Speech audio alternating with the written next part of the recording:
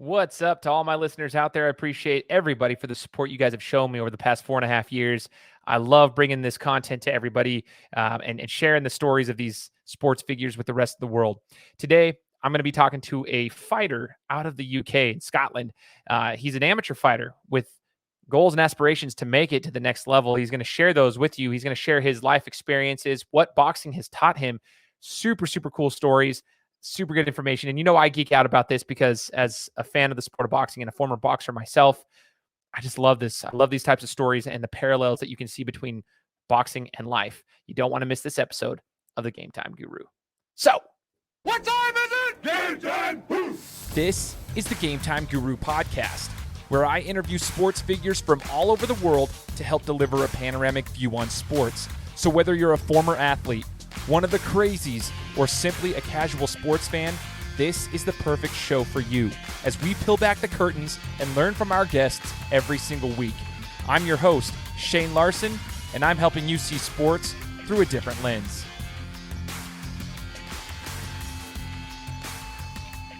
What's up, everybody? Welcome to another episode of the Game Time Guru podcast. I am your host, Shane Larson. Today on the show, special opportunity for me because I'm speaking to somebody from the other side of the pond about his boxing career. We're going to get to know him as a person. We're going to get to know him as an athlete and what the goals and aspirations are of our guest. You guys know by now that I'm a massive fan of fighting. I love boxing. I've had many fighters on the show, professional, amateur, professional boxers, MMA fighters, bare knuckle fighters, everyone in between. I love combat sports because of the life lessons it can teach you. And so I'm really excited to speak to our guest. I actually came across him on social media. It's funny enough, right? How social media has this power, but I came across him in some TikTok videos. I would recommend everybody go follow his TikTok page, go check out what he's got going on. But yeah, I came across some of his TikTok videos and got in touch with him. And today we're going to get to hear his story here on the podcast. Olivier Kasusula is joining the show today. So I appreciate you joining me, brother, and being willing to share your story with us. No, thank you, and thank you for having me. This is a great opportunity to speak to you also. So, yeah. Absolutely, man. Absolutely. I'm excited to have you on the show and get to hear more of your story. So tell us, a little bit about yourself, Olivier. How long have you been boxing for? And was this something that it runs in the family, or how did you even get into the sport of boxing? So basically, I started, I don't know if you've heard of a martial arts called Taekwondo. Oh, yeah, absolutely. Yeah, so I'd started in Taekwondo when I was about 12 years old. And then, obviously, in Taekwondo, they're quite hesitant on hard punches unless you reach, the elite level. Then you can, knock out your opponent and all that stuff. But in terms of when I was doing it was more like touch sparring. So you would get, a warning if you hit too hard, and I didn't really like that. So by the time I was, 15, 16, I got into kickboxing, which was more brutal. You could knock out an opponent and all that. So got into that, and then I started getting into trouble for not using my legs enough. I would only be punching, and then I'd have the referee stop in the middle of a fight, and he'd be like, "You need to kick. It's called kickboxing and all that." You know what I mean? So I've always had an interest of just using my hands, and obviously fighting's what I want to do. So I looked at the numbers, and boxing is way ahead than kickboxing, taekwondo, and all the other kind of fighting sports. Boxing's number one, and obviously I noticed that I was talented in the sport. I picked it up quite fast, so that's just what I decided to do from now on as a career. And I started when I was 18 years old, and ever since then I've just been improving. I'm a quick learner, so I've learned a lot of skills, and I've experienced a lot of things quite quickly. So yeah. It's really cool to see kind of the evolution of your career getting into and why you got into boxing. It's interesting for me, Olivier, as I was a jiu-jitsu guy back in the day. I loved doing Kempo karate. I started with Kempo karate back in the day. And then I was like, I want to get into the grappling side of things. So I started doing jiu-jitsu. I did that for a while. But then when I was 15 years old, I was like, nah, dude, I just want to throw hands. I just want to throw hands and get into this and take shots and give shots. I enjoyed that piece of it because I was like, a true fighter throws hands. And so it was just kind of the young man in me that wanted to get into it. But I also kind of evolved through the little things. I realized that sparring in karate is a little bit different than sparring in boxing. And I was like, yeah, there's a tad bit of a difference there. Yeah. And so it's cool to see, how you've grown into here. Now, can you tell the audience for us what level of boxing you're at right now. Are you still in the amateurs? Or are you in the professional ranks? What are your goals so we can get to know you a little bit better? Yeah, so currently I'm still in the amateurs. So like in the UK, it's kind of different. You get the novices, which is like 0 to 5 fights, I believe, or 0 to 10 fights, and then you get the intermediates, which is 10 to 15 fights or something like that, and then it's open class where you just come up against opponents that have had 50, 60 fights. It's like anyone who's got more experience. So currently I'm like intermediate level, so like the 10 plus fights. Obviously, I would have loved to have fought more, but obviously COVID kind of hindered that, and I've not been able to fight since like the beginning of 2020. So my goal right now is just to get into the Boxing Scotland squad, which is like the big kind of club in Scotland because it's the main club, and then through that, hopefully get sponsorships to be able to go full time in amateur, because obviously in amateur you don't get paid. So when someone sponsors you, you can get paid that way.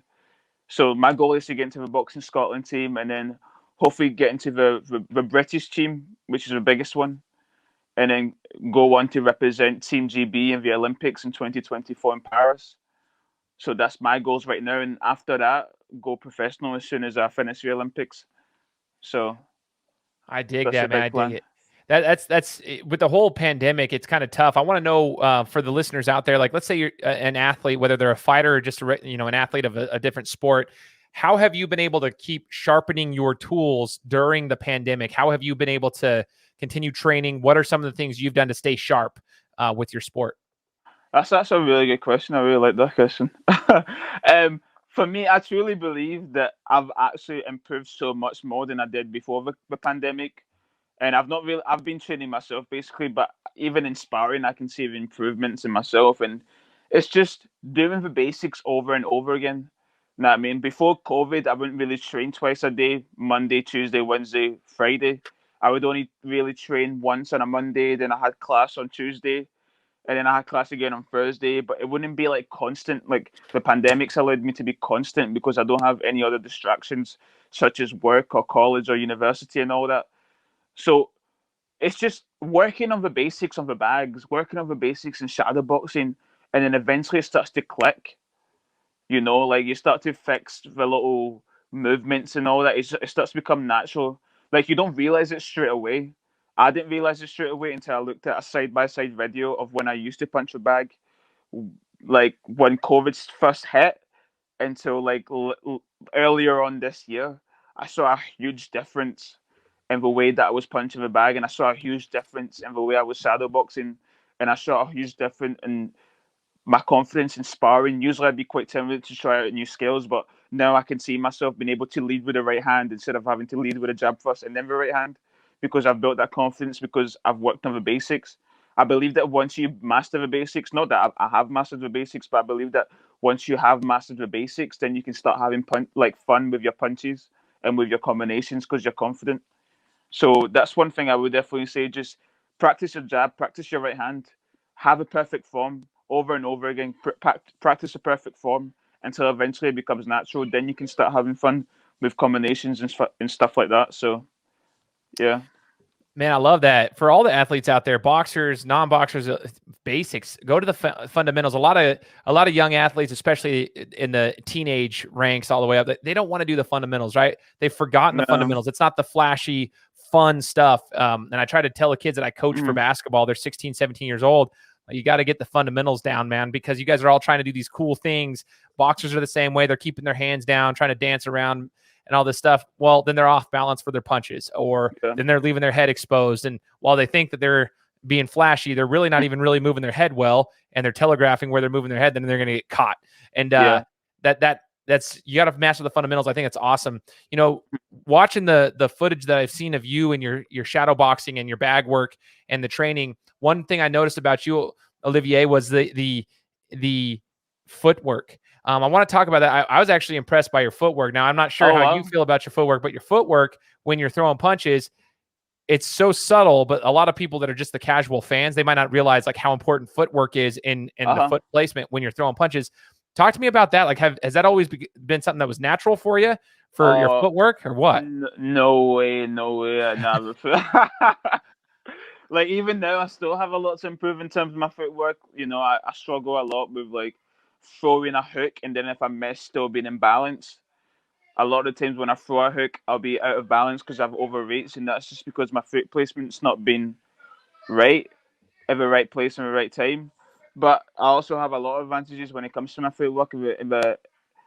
Like in terms that I can flow. Like I'm very smooth in the ring. Like I'm not stiff, and my footwork allows me to do that. Yeah, you know what I mean. But yeah, I've noticed improvements in my footwork, but I believe that I still have a lot of work to do in my footwork. But I do appreciate the compliment. So yeah, No, thank that's you. interesting. Yeah, we're always our own biggest critic, right? We're our Yeah, worst yeah, critic. I will say, for those who don't understand the importance of footwork when it comes to boxing, because like a lot of people just watch professional boxers and they think that it's so there is a huge piece to footwork that yeah. you got to work on. Like you were saying, throwing a hook. I do remember the days practicing, and our coach would just have us stand right next to the bag, and they would not allow us to wind back. We couldn't roll our shoulders before we threw a left hook. We had to Mm-hmm, stand right there and just throw it straight from the hips, like mm-hmm. twist your hips, boom, and come back. And they were showing it. It seems so unnatural, but once you get that down, repeating it over and over and over again, you realize, oh, I generate just as much power without having to move back. Just come straight Yeah, here, bam, bam. And it was yeah. all with footwork and moving your hips. Now, I want to get into your career real quick, talking about some of the fighting experience in your boxing career so far. A lot of the stuff, Olivier, that I tell the listeners is that there's a lot of parallels between sports and life. And in life, sometimes you get caught. Sometimes you'll Yeah. get caught, even if you think you're ready or you think you're prepared, but sometimes you get caught. I want to Mm-hmm. know, in boxing, have you ever been caught before? Did you ever get clipped across the chin? Did you ever get sparked where somebody popped you and you thought you were prepared, but you just got caught? Tell us about that. I mean, in terms of like actually fighting, like in a club show, like with people watching, I've never been caught before. Like I've never really been severely hurt. I feel like most of the drama comes from sparrings, to be honest. But I remember when I first started off sparring at my brand new club, I used to spar my coach, who was like 91 kilograms. Would you know? Because I don't know if Americans say it Yeah, is like we go by kilograms. pounds. So let me Yeah. just do this. 91 kilograms to Say, pounds. say he was a middleweight, and no, say he was a heavyweight or a light heavyweight, and I was a middleweight. Okay, so that would be roughly 200 pounds for those listening from the U.S. 91 kilos, 200 pounds. Okay, gotcha. Yeah, yeah. So obviously he's older than me as well, so he has that man strength. When I was sparring him, I was only like 18, 19. So yeah, he would hit me with a lot of good shots, but he never put me down or anything like that. But I remember one time he did catch me with a good, I think it was a good hook, and that kind of dazed me, and I had to kind of take a knee. But then after that, I was able to give him bloody noses and all that. Like I was able to take him 3 rounds, like, and that just came through like experience and getting used to being in the ring. So, and I remember when I first started sparring after training during the pandemic. Obviously, we weren't allowed to spar and all that. And then when I was eventually allowed to spar, it was such a shock being in the ring again because it feels so unnatural because you've not been in the ring for so long. And this guy was hitting me with bombs and bombs and bombs, and it's just one of those ones where you're like, "Where am I?" You have to gain back consciousness. So you're like, "Whoa!" Like I need to get back at it, man. Know what I mean, so yeah, I've had my fair shares of being dazed, but I've never been like KO'd or put down or anything like that. I've never had like a broken jaw or like a black eye. Like I'm very much defense first. Know what I mean? If I get caught, I believe it's just because I'm not as sharp as I need to be. I'm not as aware because I like to be aware and dodge the punches when they come. I like to like be quick with my reflexes, and I feel like if I've not been sparring for a long time, I kind of lose that a little bit. So it's just about getting that back again. So yeah. Totally. Yeah. If you're not in the swing of things for it's just like anything. If you kind of lose it a little bit, at least the Mm-hmm. natural flow, we call it a flow state when you're in the boxing ring. Like you got to find your flow, but sometimes if you haven't been there for a while, it's hard to find flow. And if you don't catch it quick, then you might get caught. It's funny you said that about coming back into the ring. My very first time ever sparring was my second day in a boxing gym, which I was super surprised by. I was 15 years old, and my coach was. They would tell all the parents, "Oh yeah, we won't let them get into the ring until they've been here for at least a month or to 3 months." Uh huh. And then the next day, my mom's not with me anymore, And they're like, okay, so we're going to have you spar tomorrow. I'm like, oh, okay. So my mom's not here. So now you're going to let me spar. Okay, I got you. So they just tell it to make the parents feel safe. And then the second day in the boxing gym, they put me in the ring, full on sparring, which people don't realize. Sometimes you'll go like 70%, but he let us go. I was 15 fighting a guy who was 22. And yes, he weighed less than me by about 15 pounds, but he had man strength. When you mentioned man strength, like he was older than me. He had he was just, there was just something about it that was different. And I thought I held my own pretty good, but that was the only time in my entire career, was my very first time sparring, that I actually had to take a knee because I got clipped to get across the chin and dazed in the face. And I was getting wobbly. So I took a knee. That's the only time I've ever taken a knee or gotten close to being knocked out. But yeah, it was funny that you mentioned man strength. There's levels to the sport people don't realize. Now, I want to know what a typical training session looks like for you. We want to know about the insides of boxing. So when you go to a gym, what does your day look like for training? Are you running? Are you just sparring? What does a typical day training look like for you, man? Well, I train Monday, Tuesday, Wednesday, and Friday, and I train twice a day. So on the Monday, I'll go to the boxing gym, and I'll do 40 minutes of shadow boxing. Then I'll do 30 minutes of footwork drills. Then I'll do 40 minutes of a bag, and then I'll skip rope for 15 minutes. And depending if I still have a bit of energy, I'll do some like body weights, like push-ups and sit-ups. So I'll do that, and then later on the evening, around 7:30 or 8 o'clock, I'll go for a 5K run. I'll do that, and then that's me done for the day. And then the next morning, which is a Tuesday, I usually go to like the proper, like, not that boxing gyms are not proper, but like gyms with like weights and all that stuff. And I'll go on the treadmill and do a 5K run on that. And then have you ever heard of a Stairmaster? Oh yeah. Yeah. Yeah, I'll go on the Stairmaster for about 30 minutes, and I'll go on like they're like sprinting machines. They're like kind of curvy, and then a lot of the American footballers go on these like Yep. sprinting machines. I'll do that. I'll do like a couple of rounds on them to like emulate like a real boxing round. So if I know that I fight like 3 rounds, I'll try and do like 6 rounds of sprinting, so that I get my body used to like fast pace, fast pace, fast pace, then slow, slow, slow, fast pace, fast pace. So just getting used to that rhythm, and that's what that machine helps with. And then I'll go on like, I don't know if you've ever heard of those like things where they have weights on them and then you push them really fast. Yeah. And then you turn them around and then you push them again. It's a sled. We call it a sled. Yeah, I got you. I'll go on the sled and I'll do a couple of rounds of them, and then that's me done. And then later on again, I'll finish with a run. So I typically always finish my day off with like a 5K run. So, and then like I'll do that again the next day, and then on Thursday I'll take like a day off to let my body recuperate. Then I'll do it again on Friday, and then I take a rest of a weekend. Good golly, dude. Your cardio has got to be off the charts. Like, for those who are just listening, a 5K run is 3.1 miles. And he does that after training. Like, this is after you've already put time in the gym on a Monday morning, you're in there boxing. And for those who don't understand, bag work, when you're doing work in the boxing gym, that's a workout in and of itself. That's cardiovascular. Yeah. It is very difficult. It wears on the body. You're extremely exhausted afterwards. You go home, you do you have your day, whatever you do during the day, and then you go and run a 5K at night, and then you do that throughout the. That is crazy, man. And cardio is a big deal. Tell us though, do you ever get tired still? Like, people would say, well, dude, he's got such good cardio. When you go into a match in the amateurs, do you still feel like you get tired? Because there's something about it. When I used to be in really good shape, even when I got into the matches, for some reason, I'd get exhausted 2 rounds in. I'm like, I'm dying. Listen, you can be the fittest person on this world. If you've never sparred a day in your life, you will get tired. See, the thing about me, yes, I've got good condition and cardio when it comes to like stuff like bag work and running and all that stuff. But because I've been so limited in terms of sparring because of COVID, my cardio for sparring is not the best because my body's not quite used to it.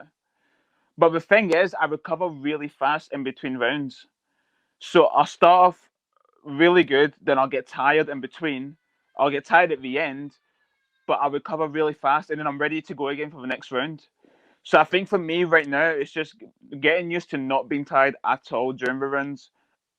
So that's my main focus right now, and I will only get to that point the more sparrings I have, and the more that my body gets used to that kind of environment. So yeah, I do still get tired in sparrings, but I recover really fast just because I am already in shape. But there's a difference between being in shape and being in fighting shape. Oh, So 100%. 100%. I am just glad that you said that because it's coming from the voice of somebody who's actively boxing. They ask me that all the time too, even playing basketball. I'm like, they're like, Shane, you run every day. I'm like, yes, it's different though. It's different when you're actually the sport specific thing. It's just a different game, especially in fighting because you're getting punched back. You got to be moving. You're moving in different, you're breathing differently. In regards to recovery, a question I have for you, man, is recovering in between rounds. What are the strategies you have to calm your heart rate to get yourself back on track when everything seems like, okay, you just took punches, you were punching people, okay. Then you sit down and all of a sudden stuff stops for 60 seconds. How do you get yourself to calm your heart rate and get back to that energy level within a 60-second period? People want to know that question, so I'd like to know what your strategy is. So for me, my coach says that because a lot of fighters, as soon as they finish a round, they're really tired. The first thing they want is water. But my coach says that you shouldn't actually do that, and I agree with him. I agree that you should sit on the stool for 30 seconds, get your breath back, get your breathe in and out, get your heart rate back to semi-normal, and then by drinking the water, it will help you cool down even more. So that's my approach. As soon as I sit down the stool, I'm calm. I'm not thinking about the fight too much. I'm like, just get my breathing back. And then when I feel like I'm at a normal kind of level, then I'll drink a glass of a little bit of water. And then that's how I find that is an effective way for me to recover during rounds. Now, obviously, everyone has different ways of recovering. I've seen some people put vapor rub up their nose. They sniff it or something like that. I've seen a few fighters do that in between rounds, or they get a bag of ice and put it between their chest and their back. So everyone has different ways of recovering, but I definitely think the main focus is to just get your heart rate back to a semi-normal level, and that's by breathing in and out through your nose and trying to calm yourself. I like that. I've always been interested in how certain people get themselves to recover. I think a lot of casual fans don't realize it, but in the boxing world, in any fighting sport, that is a big piece of it. If you can recover faster, you'll be able to have you'll be able to perform better. That's just the reality of it. Go ahead. Can I just add one more thing? And absolutely, a lot of fighters get excited when they're recovered and they feel like they're up for it again, to only just burn out again 30 seconds into the next round because they're excited. They have all this energy. So when you recover, make sure you still stay calm when you go back to fighting. Don't get too excited because you will burn out just as fast. So that's a very important point, and that's a mistake that I sometimes still make till this day. I get too excited and then burn out really fast. Super interesting. No, I appreciate you sharing that. That is such a good point. That is a good point. And that's why I think boxing teaches so many life lessons, because you've got to be able to stay composed when you're tired, when you're excited. You've got to stay at this level. I want to ask you a question too. This is one of the things that's a parallel with life too. When you're in the boxing ring, some opponents are different than others. Some might be more defensive minded. Some are going to be more offensive minded. So you're going to see a lot of, they're coming at you at different angles. They're throwing punches and bunches. And you've got to figure out a way to slow it down. When I was boxing, my coach would teach us those things. Like, hey, you've got to find a way to slow it down. So when the punches are coming and they're landing and the crowd is going, ooh, ah, and stuff is happening like that, and people are cheering and you feel like the world around you is going crazy, you still have to find a way to breathe through it. So our coach would always teach us, and this is a jiu-jitsu thing too, but in the boxing ring, when you're on the ropes and you're moving and you're tired and you're sweaty and you're losing your breath pattern, you still had to keep yourself calm, even when you're getting rocked in the face. And that would help us slow things down. Because then I could see, even though the crowd thinks he's throwing punches crazy fast, to me, they're actually coming slow. I can see them so long as I keep my body, somewhat relaxed. And I'm curious for you, how have you been able to, in a sense, slow things down in the middle of a battle? For me, it's just being light on my feet and breathing. When I'm light on my feet, I'm in a rhythm. I'm like, and then it's trying to figure out different ways that I can counter the opponent's punches, and that just makes it easier for me, because if I know that he throws a jab and I'm going to slip to my right and come back with a right hand, that makes my job a lot easier, because it means I'm not thinking as much. I just know, okay, once he throws it, I can just go boom, boom, and then I start looking for ways to count. So the number one thing for me is just looking for counters to make him more hesitant to throw, because if he's throwing a lot and he's trying to press you, that means He's not scared of your power, or he's not scared about what's coming next. So you want to make him scared by countering his jab or his right hand, because it makes him more hesitant to throw a jab in my right hand. And when he's hesitant, that means he's thinking. And when he's thinking, that gives you a rest because he's not throwing punches. So that's the way I definitely go about it. I dig that, man. I dig it. Yeah. This is super cool. Now, do you have a favorite fighter that you look up to? You know, coming out of Scotland, do you have a favorite fighter that maybe is someone you cheer for? I mean, he's not my favorite fighter, but one person I definitely want to put on the map is Josh Taylor. I know that a lot of you Americans know him, but I'm sure that a lot of Americans don't know him. But he's from Scotland, and he unified the division, so he's a very, very big fighter. I don't feel like he gets enough credit, but Josh Taylor is an absolute beast. So I'm going to put that mention out there. But in terms of like my all-time favorite, it's Oni Money May. Really? That guy is a defensive wizard. I'm sorry, he's the best fighter that's ever lived. You can argue with me all day long. That man mastered boxing, and like a lot of my style comes from him. You know, like um the pullback and encounter with a right hand, stuff like that. That a lot of my style comes from watching him. So yeah, I just feel like he's got a counter for everything. He knows how to handle pressure fighters. He knows how to handle southpaws. He's got an answer for everything. So yeah, he's definitely like my top one. Oh, interesting. That Yeah. is cool. No, that's awesome. It's always fun for me to talk to fighters to see who they respect the most. For me, it was Roy Jones Jr. Now, I did not fight anything like Roy Jones Jr. fought in his, like, I was jab first. I was heavy on my feet, so I wasn't the fastest guy. I'd walk through punches, and then I'd catch you with a 1-2 and possibly a 3. But like I could, I'd walk through. I was not elusive. I did not dodge punches. I took plenty of shots, but I walked through them to put pressure on guys. But I loved Roy Jones, and it's just interesting to hear, who other people like. I'm curious. Coming from that side of the world, what are your thoughts on Tyson Fury? Oh, yeah. I think he's a very, very talented fighter. I think he's got a heart. The way he was able to bounce back from the Wilder kind of like situation, and I do believe he's the best heavyweight right now. I don't see like Joshua or Wilder beating Fury right now, and of course those are like the top 3 heavyweights. If like it's not Wilder or Joshua, it has to be Fury. For me, I just believe that Fury's got Wilder sussed out. I feel like he knows that if he pressures Wilder, Wilder's going to crumble, and he knows that he can take Wilder's shots now, judging by the second fight. And in terms of like the Anthony Joshua one, I just feel like he would outbox Anthony Joshua. But that's like a 50-50 fight, because at the end of the day, it's like a heavyweight fight, man. Like they both pack punches, Wilder and Anthony Joshua. But I do believe that Fury's the inferior boxer to those two. So yeah, I definitely say that he's probably the best heavyweight boxer as of now. Oh man, so we need you on ESPN breaking down fighters, because like this is better than the analysts we get to hear all day long, because you actually know your stuff and have some sort of backup to it. Okay, so Olivier, let's talk about this. When do you expect your next fight to be? Because the COVID situation and whatnot, and what's going on with the pandemic. When do you expect the next one to be?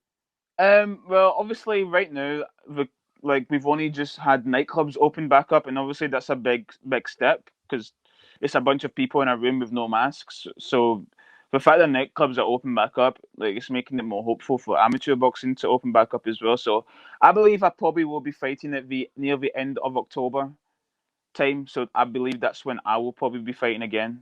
So either that or the month after is where I'm aiming. Tell me about your favorite fight that you have ever had so far in the amateurs. I want to know about your best boxing match, and why it was your favorite. Oh man, like a couple, man. But I'd say my last fight was probably my favorite, just because the boy that I fought. So basically, Boxing Scotland decided to count. Like, my actual boxing record is only like, I've only had like 4 or 5 fights, but they've counted like my little sparring sessions and like the taekwondo and kickboxing fights. Like when I told you when I was competing in taekwondo, you would get in trouble for hitting hard. So to me, those were like sparrings. Like in sparrings, you're quite wary. You're not really trying to knock out your opponent. And so they obviously saw how good I was in my previous fights, and obviously other coaches from other gyms saw how good I was against their fighters. And so they told Boxing Scotland, we think this guy has a fake record. And so they did like a whole investigation, and they found these like videos that I threw up on YouTube when I was like 12, 13, and they basically added that to my record, and so they made it that I had like a 13 fights or something. So they put me up against a boy that had like 16 fights.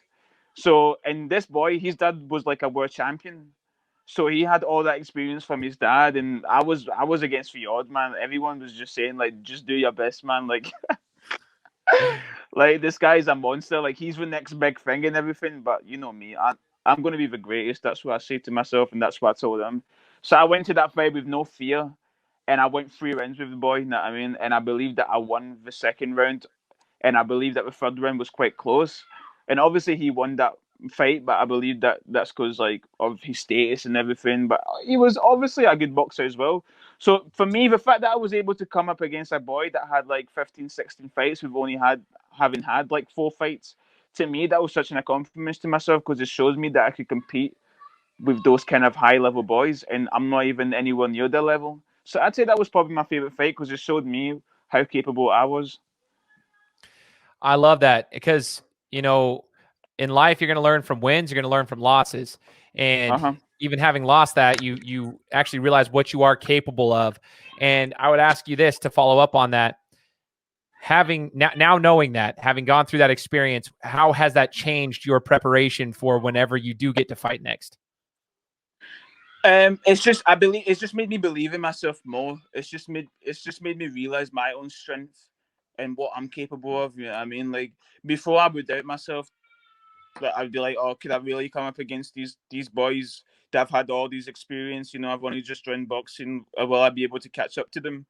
And to me, it just every time I think about fighting and I get nervous, I just remind me of that exact moment. I remind myself of how I was able to get through that and what I am actually capable of. So that fight was a big help in not only my future fights, but to me now. You know what I mean? Because it motivates me every day to improve.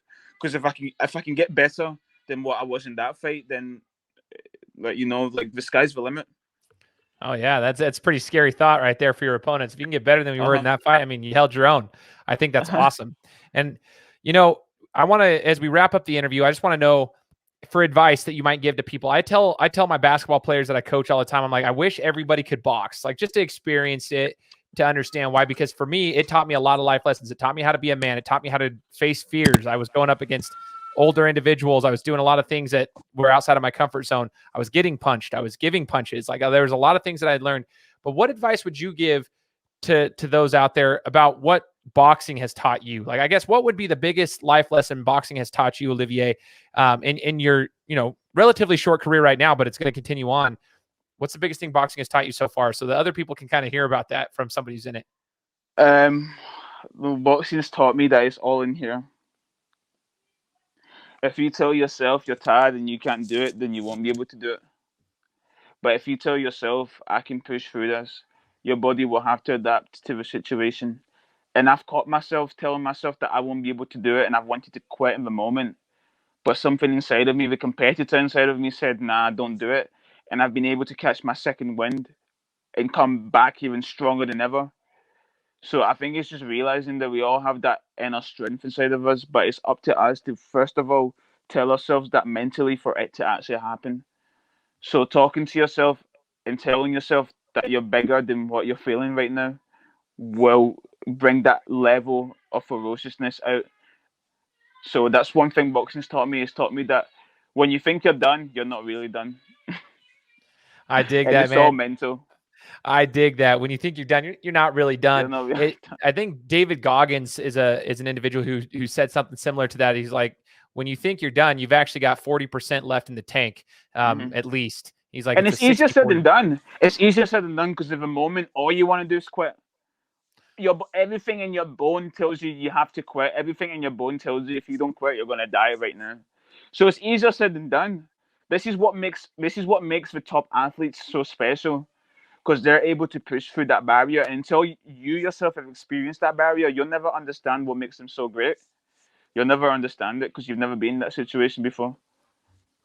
I dig that. It's so true, man. That's why I love talking to you. You get it. You get it. Yeah. That's awesome, man. Hmm. So, Olivier, how can people find you? I want to make sure that if someone's listening to this, they could follow your journey. I know, obviously, I found you on TikTok of all places, right? But I mean, what's your TikTok handle? I'll put it in here. Where can we find you so that we can follow your journey along the way?